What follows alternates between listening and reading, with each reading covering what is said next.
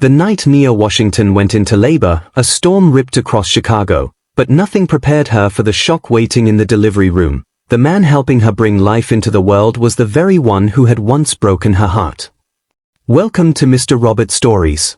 If you love gripping tales of love, betrayal, revenge, and shocking twists, you've just found your new home. Here, every story will pull you in, make your heart race, and leave you guessing until the very last word. Now, here's the deal. Watch till the end because the best surprises are always saved for last. And if you enjoy the story, don't forget to hit that like button, drop a comment to share your thoughts, and subscribe so you never miss another unforgettable story. Every story on Mr. Robert Stories isn't just something you watch, it's something you feel, something that stays with you long after the video ends. So, sit back, relax, and let's dive into today's story. Trust me, you're going to want to watch every second. This is Mr. Robert Stories, where every story is an experience. The Chicago skyline was a jagged silhouette against the darkened sky, fractured by lightning that split the clouds in furious streaks of white. Rain pummeled the streets, turning them into rivers of glimmering reflections. Nia Washington pressed her palm against the cold, wet glass of her loft window, her other hand clutched tightly to her swollen belly. Every few minutes, the tightening sensation gripped her like a fist made of steel, forcing her to steady herself against the window frame. She'd spent years behind the camera, capturing the first cries of life, the tender, miraculous moments of birth, but now she was on the other side of the lens, and the experience was nothing like she had imagined. Her breaths came in short, measured gasps, timed with the waves of pain coursing through her abdomen. The apartment, which usually felt spacious and airy, seemed to shrink around her tonight, shadows stretching and twisting in the flickering light from the storm outside. The lenses and tripods that had been her constant companions, silent witnesses to other people's stories, now lay abandoned on the dining table. Tonight, there would be no lens to filter the reality, no professional detachment, only the raw, unstoppable force of labor. Nia gritted her teeth as another contraction hit. She pressed her forehead to the glass, counting the seconds, 45, 50, nearly a full minute of relentless pressure. Her vision blurred at the edges, and she squeezed her eyes shut, willing herself through it. She let out a soft, uneven whisper, "Okay, little one. I think it's time." It hadn't been an easy decision to carry this baby alone. The father, a fleeting affair from months prior, didn't even know about her pregnancy, and Nia had chosen it that way deliberately. After years of building her photography business from the ground up, of learning to depend solely on herself, she had finally arrived at a place where she felt strong enough to be a mother on her own. No complications, no regrets. Just her, and the life growing inside her. Her overnight bag sat by the door, packed for weeks, a small comfort amid the chaos of anticipation and pain. Inside were sweatshirts and leggings for comfort, essential toiletries, and the tiny blue Odyssey she had picked out when she first discovered she was pregnant. Blue, because she wanted surprise, a meeting with her child untainted by expectation, a pure beginning.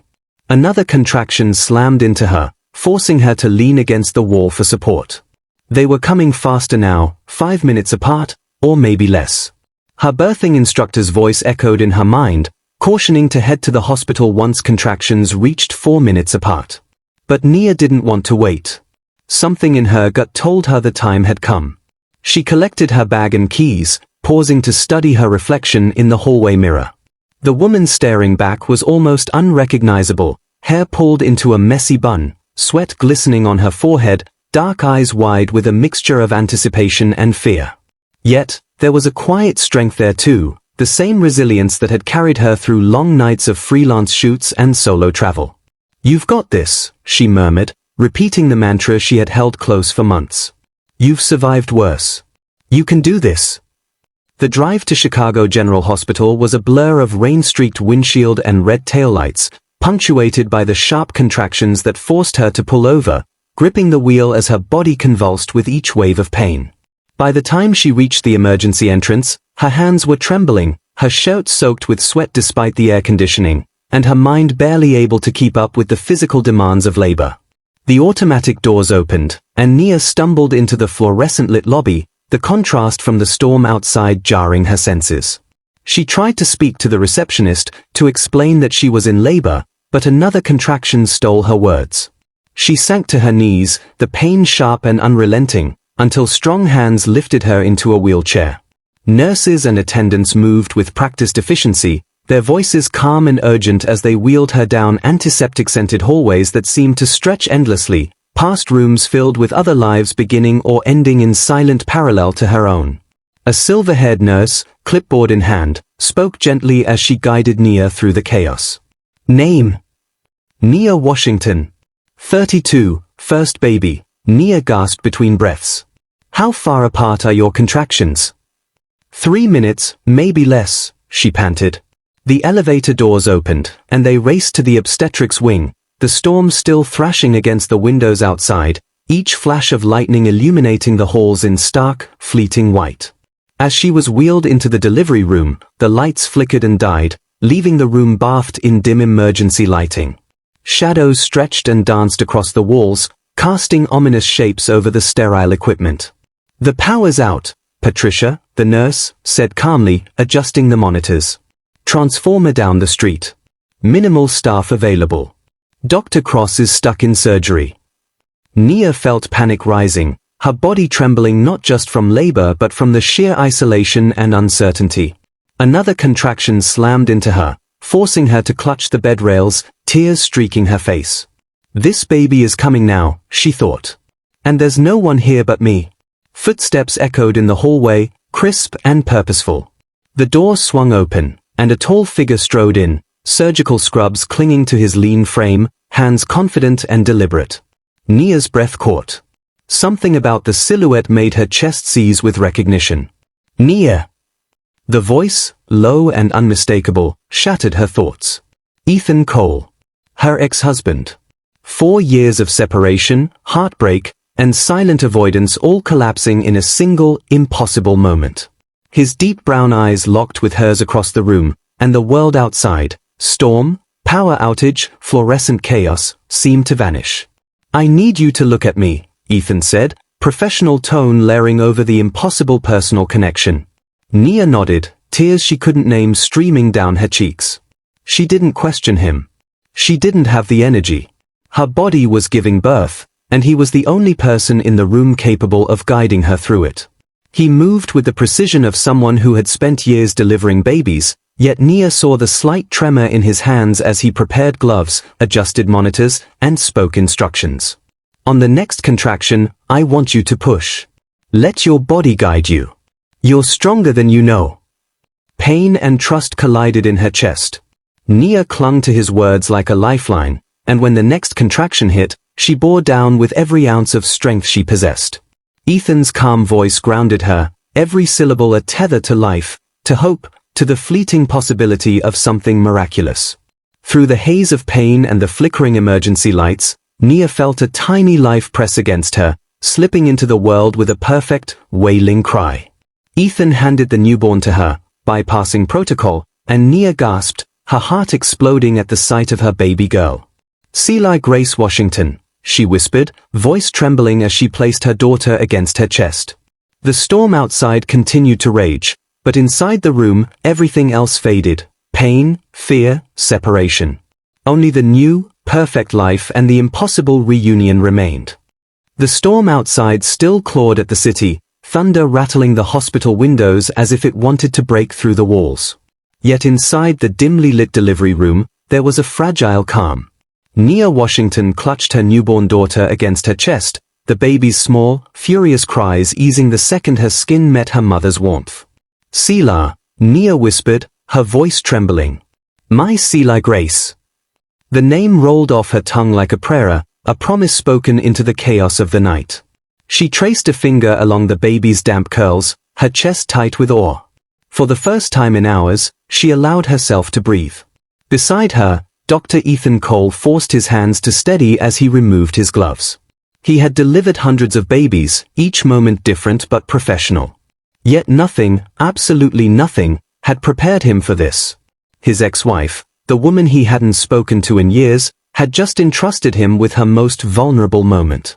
And now, lying in the dim emergency light, she looked both exhausted and radiant, as if she were lit from within. Patricia, the silver-haired nurse, bustled quietly around the room, checking vitals, writing notes, and muttering about backup power still not fully restored. "Mother and baby are stable," she announced, her tone efficient, almost brisk. "We'll monitor for the next few hours. But you," she looked pointedly at Ethan, "shouldn't linger. Let the nurses take over." Ethan nodded automatically. She was right. His job was done. He had delivered Cela safely into the world. Professionally, his role ended here. Personally, he wasn't sure where the lines even existed anymore. He took a step back toward the door, preparing to leave, but then he heard it. "Ethan." Her voice was soft but carried the weight of 1,000 unspoken words. Not Dr. Cole. Not the professional title that separated them. Just his name. The sound rooted him to the spot. He turned. Nia's eyes locked on his, filled with exhaustion, gratitude, and something else, something he couldn't identify. "Thank you," she said simply, her voice raw with sincerity. For a moment, the storm outside ceased to matter. For a moment, time folded in on itself, and Ethan saw not just the woman before him but the memories of who they had once been together. He nodded, unable to trust his voice, and left the room. The hallway was nearly empty, emergency lights casting long shadows across sterile walls. Ethan leaned against the cool plaster, still wearing his surgical scrubs, still hearing the echo of Nia's voice. His pulse was unsteady, his chest tight. He peeled off his gloves slowly, mechanically, as though the motion could ground him. He told himself what he had to believe: this wasn't his child. This wasn't his life anymore. And yet, as he closed his eyes, he could still see the way Nia looked at Cela. He could still hear the baby's first cry. He could still feel the unshakable weight of having delivered life into the arms of the only woman he had ever loved. Hours later, Nia lay propped up in the hospital bed, Cela asleep on her chest. The storm had finally passed, leaving the night eerily quiet, save for the occasional creak of the building settling and the muted hum of generators. Patricia had checked in periodically, reassuring her that both she and Cela were recovering well. But Nia's thoughts refused to settle. Her mind kept replaying Ethan's face, those same familiar eyes, the same quiet authority, the same gentleness she remembered from before everything had fallen apart. She hadn't expected to see him ever again, certainly not like this. Her body ached, but her heart ached more. She had told herself she was ready to raise Cela alone, that she didn't need anyone else. Yet in the delivery room, when the lights had flickered and the storm raged, she had needed him. And he had been there. She looked down at her daughter, tracing the tiny features with wonder. "You're mine," she whispered softly. "All mine. No matter what happens, I'll protect you." Cela stirred faintly at the sound of her voice, then settled again, her breathing rhythmic and calm. Nia's eyelids grew heavy, exhaustion threatening to drag her under. Still, she resisted. A lingering unease tugged at her, though she couldn't name it. Across the hospital, Ethan sat in the doctor's lounge, the room dimly lit and eerily quiet. He should have been reviewing charts or preparing for his next patient. Instead, he stared blankly at the coffee cooling in his hand. He had spent years burying the past, burying Nia. Their divorce had been brutal, a wound carved open by grief and silence after the stillbirth of their first child. Neither of them had known how to bridge the chasm of pain.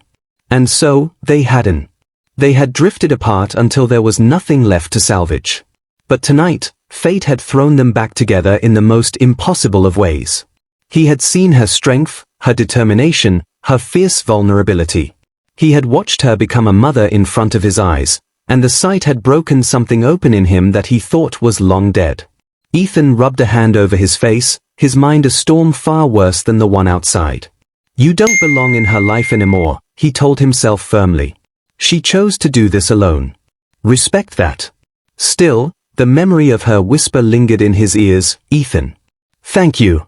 And for the first time in years, he wondered what might have happened if things had gone differently. Morning came slowly, grey light filtering through the hospital blinds. Nia woke to the soft cooing of her daughter, her heart leaping at the sight of Cela's tiny face illuminated in the pale dawn. She pressed a kiss to her forehead, breathing in the newness of life, the delicate scent that already felt like home. There was a knock at the door. Patricia entered, smiling gently. Vitals are excellent. You'll likely be discharged in 2 days, provided no complications arise. She checked Cela's chart, nodded approvingly, and then added, You did well, dear. Very well. Nia smiled faintly, though her body still ached. Thank you. After the nurse left, silence filled the room once more. But it wasn't a peaceful silence. It was heavy, anticipatory, as though the storm hadn't truly passed, only shifted. Nia couldn't shake the sense that the night had altered more than just her status as a mother. It had awakened something unfinished. She held Cela closer, whispering into her tiny ear. It's you and me now. Just us. And no one else.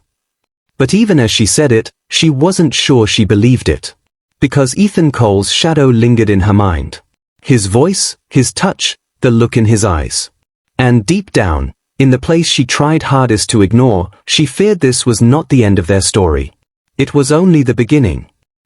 That night, when Nia finally drifted into uneasy sleep, her dreams were filled with storms. Not the kind that rattled windows and flooded streets, but storms of memory. Ethan's hands guiding her. His voice urging her forward. His eyes meeting hers in the dim, flickering light. And when she woke, clutching Cela close, one truth remained as steady and undeniable as her baby's heartbeat against her chest. Fate had brought Ethan back into her life. And fate never played fair. The hospital buzzed with its usual morning rhythm, nurses pushing carts, monitors beeping in steady patterns, the faint scent of disinfectant clinging to the air. But for Nia Washington, time moved differently. Every tick of the clock felt slower, heavier, as though the world outside her room had no relevance to the fragile life nestled in her arms. Cela slept soundly against her chest, her tiny hand curled into a fist over Nia's heart. The baby's warmth grounded her, pulling her into the present whenever her thoughts drifted too far into yesterday's storm or, worse, into the memory of Ethan Cole standing in that doorway. Nia should have been focused on rest.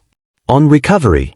On soaking up every breath, every sound of her daughter's new life. Instead, unease gnawed at her. Something about last night felt unfinished, as if the storm had carried more than rain. As if it had delivered a message she wasn't ready to face. A soft knock broke her thoughts. Patricia, the nurse, entered with her usual efficient stride, a tablet in hand. Morning, Ms. Washington. Her voice was calm, professional, yet beneath it lingered a subtle hesitation. We've run the routine newborn screenings. Nothing to worry about, standard protocol. She tapped the tablet, then glanced at Nia with a faint crease in her brow. Nia tightened her hold on Cela. Is something wrong? Patricia hesitated a fraction too long. Not wrong, no. But we did notice a minor anomaly in the genetic profile. Likely nothing significant. Still, the pediatric Ian will want to run confirmatory tests. Nia's heart dropped. An anomaly? The word lodged in her throat like glass. Sometimes these markers show up because of lab error, Patricia said quickly. We'll repeat the tests today. Just a precaution. She smiled faintly, though it didn't reach her eyes. Your baby looks strong and healthy. That's what matters. Nia nodded, though her pulse quickened. She knew better than most that smiles could hide storms. After Patricia left, silence pressed in once again. Nia traced Cela's cheek with trembling fingers, whispering to herself, You're fine. You're perfect. But inside, her chest tightened with dread. Down the hall, Ethan reviewed patient files at the nurse's station, his mind stubbornly drifting back to one name, Nia Washington. He had convinced himself to stay away. She didn't need him. She didn't want him. But when Patricia slid a chart across the counter, muttering something about genetic anomalies, his head snapped up before he could stop himself. Which patient? He asked casually, though his voice carried a tension that betrayed him. Patricia hesitated, then lowered her voice. The Washington baby. Likely nothing, but the genetic markers are unusual. We'll need a deeper panel. Ethan froze. His chest constricted, his thoughts stumbling over each other. He wasn't supposed to ask. He wasn't supposed to care. Yet every part of him screamed that he had to know. Run the test twice, he said evenly, though his jaw tightened. And keep me updated. Patricia arched a brow. You're unusually invested, Doctor. Ethan gave no answer. He simply turned away, his pulse hammering in his ears. By afternoon, Nia was restless. She had barely touched her food, her nerves frayed by the uncertainty Patricia had left behind. When Ethan appeared in her doorway, dressed in fresh scrubs, her breath caught. She didn't speak at first. Neither did he. The silence between them felt fragile, as though one wrong word could shatter it into pieces too sharp to mend. Finally, Nia whispered, "What are you doing here?" Ethan stepped inside, his posture straight but his eyes unreadable. "I wanted to check in. Make sure you and the baby are okay." She studied him, suspicious and wary. "I told the nurses I didn't need visitors." "You didn't invite me," he admitted softly. "But I was here when she came into the world. I can't just turn that off." The raw honesty in his voice unsettled her. She wanted to push him away, to remind him that he wasn't part of this chapter of her life. Yet when Cela stirred, a tiny whimper escaping her lips, Ethan instinctively moved closer, his gaze softening as it fell on the baby. Nia noticed. She noticed too much. The way his hands flexed as if resisting the urge to reach for Cela. The way his throat worked when her tiny fist twitched in sleep. "She's beautiful," he said quietly. "She's mine," Nia replied sharply, almost defensively. He flinched, just slightly. "I didn't mean," he stopped, exhaled slowly, and tried again. "I'm glad she's healthy." Nia's chest tightened. "Is she?" The words slipped out before she could stop them. Ethan's eyes flickered with recognition. "Patricia told you." "She said it was nothing. Just an anomaly." Her voice cracked around the word. "But you know what that means, don't you?" He hesitated, then nodded. "It could mean nothing. Or it could mean something. The second test will tell us more." Silence swelled between them. Nia felt her throat close. "If something's wrong," she broke off, clutching Cela tighter, as if her arms alone could shield the child from whatever storm brewed ahead. Ethan's expression softened. "Then we face it. Whatever it is, you won't face it alone." Nia's head snapped up, eyes narrowing. "Don't you dare say that." He blinked. "What?" "You don't get to walk back into my life and pretend the past never happened. You left, Ethan. You left when I needed you most. Don't stand there now and act like you'll be my anchor." Her words were knives, sharp and unflinching. Ethan absorbed them silently, his jaw tight, his eyes dark. Finally, he said, "You're right. I failed you once. Maybe I don't have the right to be here." He glanced at Cela, his voice lowering. "But I can't ignore the possibility that this child, your child, needs more than just you." Nia's chest tightened. The way he said it, the subtle weight behind his words, stirred a fear she hadn't allowed herself to acknowledge. "What do you mean by that?" she asked carefully. Ethan hesitated, then shook his head. "Nothing. Just, let's wait for the results." But his eyes betrayed him. They carried something heavier. Something unspoken. That night, the hospital was quieter than usual, the storm having left the city drained and heavy with silence. Nia dozed in brief intervals, her body recovering, her mind restless. When Patricia returned just past midnight, holding a sealed envelope, Nia knew. Her stomach dropped before the nurse even spoke. "The confirmatory results are back," Patricia said gently. "I'd prefer the pediatrician and go over them in the morning. But if you want..." "Tell me now," Nia cut in, her voice tight. Patricia hesitated, then handed over the envelope. "Just remember, whatever it says, Cela is strong. And she has you." Her words were kind, but they only deepened the dread clawing at Nia's chest. With trembling hands, Nia tore open the envelope, her eyes scanning the lines of medical jargon until they froze on the final notation. "Paternal markers detected. Match consistent with Dr. Ethan Cole." The room tilted. Her vision blurred. She clutched Cela instinctively, her breath catching in her throat. No. It wasn't possible. It couldn't be. And yet, the truth stared back at her in black and white. Cela wasn't just hers. She was Ethan's too. Nia sank back against the pillows, tears streaming silently down her face. The weight of the discovery crashed over her in waves: shock, betrayal, confusion, and something dangerously close to hope. How could fate be so cruel? After everything they had endured, after years of separation, how could life find a way to tie them together again? Her heart pounded as Cela whimpered softly in her sleep, unaware of the storm her existence had just unleashed. And in that moment, Nia knew one thing with terrifying clarity. Her life was no longer her own. The past she had buried was about to rise again. And Ethan Cole was at the center of it. The steady hum of the generator was the only sound in Nia's room as dawn crept slowly across the horizon. She hadn't slept a minute. The envelope lay open on her nightstand, its contents seared into her mind. Paternal markers detected. Match consistent with Dr. Ethan Cole. Every time she closed her eyes, the words burned behind her eyelids. Every time she looked at Cela, cradled against her chest, a storm of questions threatened to consume her. How? How could Ethan's DNA appear in her daughter? The logical part of her knew there had to be an explanation. A mix-up at the lab, a misfiled sample, something mundane.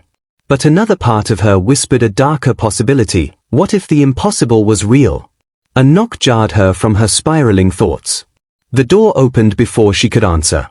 Ethan stood in the doorway, his scrubs wrinkled, exhaustion etched into the hard lines of his face. He didn't wait for permission. He stepped inside, closing the door behind him. Nia stiffened. Her chest tightened, anger and fear colliding as she clutched Cela closer. You shouldn't be here. I need to talk to you, Ethan said, his voice low, urgent. There's nothing to say. His gaze flicked to the nightstand.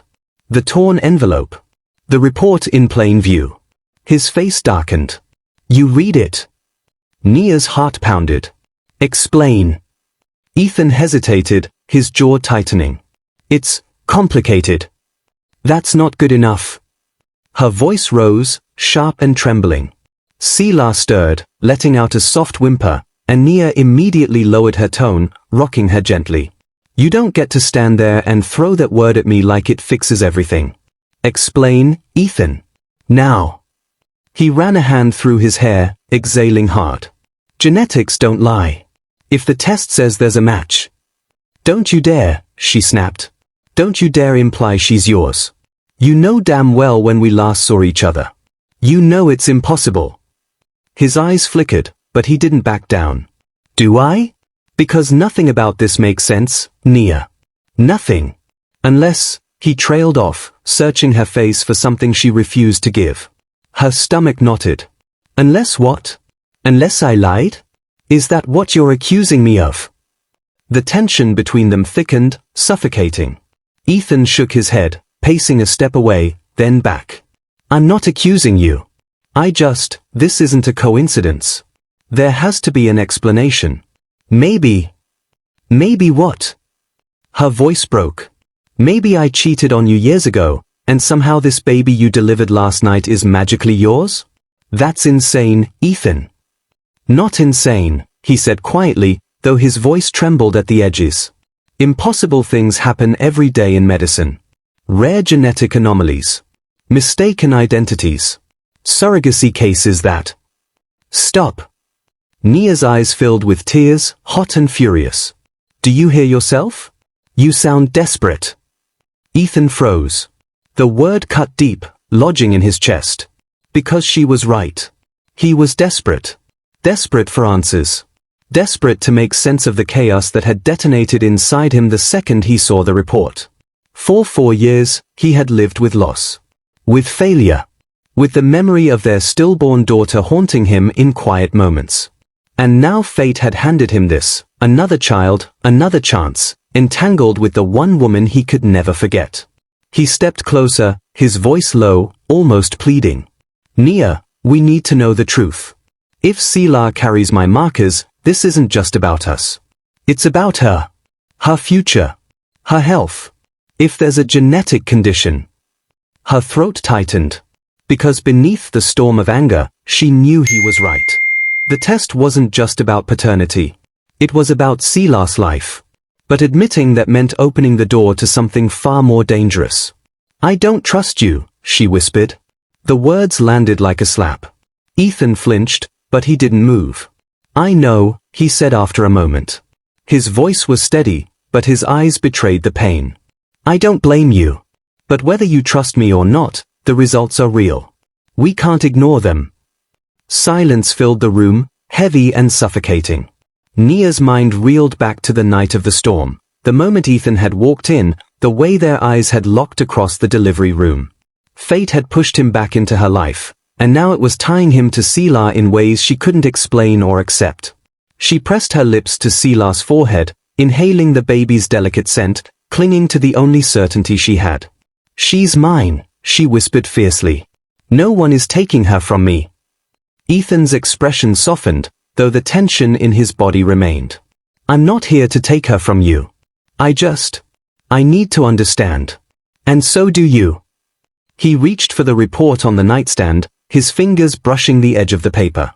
For a moment, their hands almost touched, and the spark of old familiarity jolted through her before she snatched her hand back. "You're not going to fix this with science," Nia said bitterly. "Or logic. Or whatever story you're telling yourself. Cela is mine. End of discussion." Ethan's jaw clenched, but he didn't argue. Instead, he folded the paper, slipped it into his pocket, and stepped toward the door. His voice was calm, but there was a current of something dangerous beneath it. "This isn't the end, Nia. You know it isn't." The door closed behind him with a quiet click, but the echo reverberated through the room long after he was gone. For the rest of the day, Nia lived in two worlds. In one, she was a new mother, tending to Cela's cries, nursing her, marveling at her tiny fingers curling around her own. In the other, she was drowning in questions she couldn't answer, haunted by the report that tied Ethan to her daughter. Every time she closed her eyes, she saw him. Not the man who had abandoned her years ago, but the doctor who had delivered Cela, the man whose DNA now threatened to upend everything. By evening, exhaustion claimed her. She drifted into a restless sleep, Cela curled beside her in the bassinet. But her dreams were anything but peaceful. She saw flashes of the past, the hospital room where their first child had been lost, Ethan's face crumpled in grief, her own hollow silence. Then the storm of last night, the flickering lights, his voice grounding her as Cela entered the world. When she jolted awake, sweat clinging to her skin, Cela was crying softly, her face scrunched with need. Nia gathered her in trembling arms, whispering, "It's okay, baby girl. I've got you. I won't let anyone take you." But deep down, a whisper of doubt clawed at her. What if Cela was never hers alone?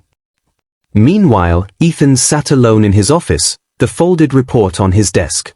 He hadn't told anyone else. Not yet. But the truth burned in his mind like fire. Cela Grace Washington was more than Nia's child. She was his. And no matter what history lay between them, no matter how much Nia fought it, he knew one thing with unshakable certainty. He would not walk away this time. The autumn air in Chicago carried the crisp bite of change. Trees along the boulevard had shed most of their leaves, leaving sidewalks painted in shades of amber and rust. Nia pushed Cela's stroller slowly, savoring the rare moment of calm. Her daughter cooed softly, her tiny fists batting at the dangling toys that swayed above her head. It had been 6 months since the night that changed everything. 6 months since Ethan Cole had re-entered her world, not as her ex-husband, not only as a doctor, but as a man tied by blood to the very child she'd sworn to raise on her own. The tests had been undeniable. No mix-up, no lab error. Cela was his daughter. And yet, the revelation hadn't brought clarity. If anything, it had cracked open more questions than answers. Nia had wrestled with them in silence, night after night, while Cela slept against her chest. How could she reconcile her past with Ethan, the grief, the broken trust, with the future her daughter deserved? Could they coexist as parents without reopening wounds that had barely begun to heal? Her phone buzzed in her coat pocket, pulling her back from thought. She glanced at the screen. A simple message. "Ethan, how's Cela today?" She typed back, teething.